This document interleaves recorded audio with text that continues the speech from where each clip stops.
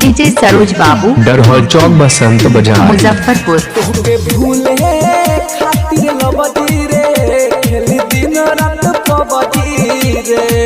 तोहके भूले खातिर लबदी रे खेली दिन रात पबदी रे।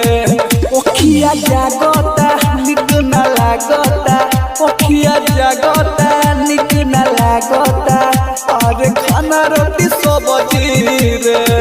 तोहके भूले खातिर लबदी रे खेली दिन रात पबदी रे। तोहके भूले खातिर लबदी रे रोज खेलता नी पबदी रे। अब कमला के छोड़बे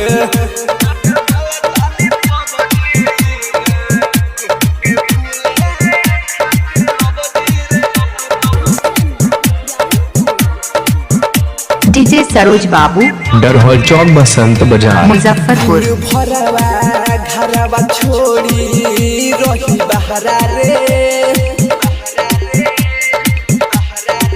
हो प्यार कोई के धोखा दी होले जखम गहरा रे। हो दिन भरवा घरवा छोड़ी रही बहरा रे। हो प्यार कोई के धोखा दी होले जखम गहरा रे। सुन तोरा चक्कर में पिटता रे बाबूजी रे। तोहके भूले खातिर लबदी रे खेल दिन रात पबदी रे। तोहके भूले खातिर लबदी रे खेल दिन रात पबदी रे।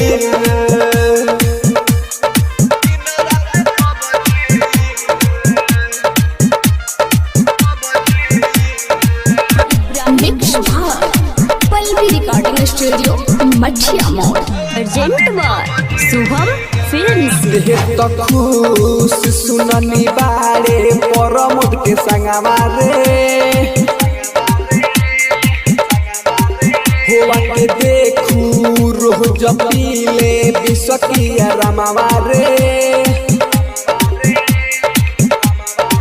होते तो खुश सुननी बारे परमोद के संगवा रे। होवा के देखू रोज पीले बिसकिया रमावा रे।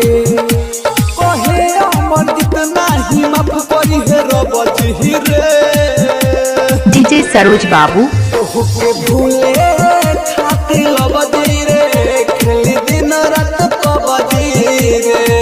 तोहके भूले खातिर लबदी रे रोज खेलता नी पबदी रे। डीजे सरोज बाबू डरहल चौक बसंत बाजार मुजफ्फरपुर।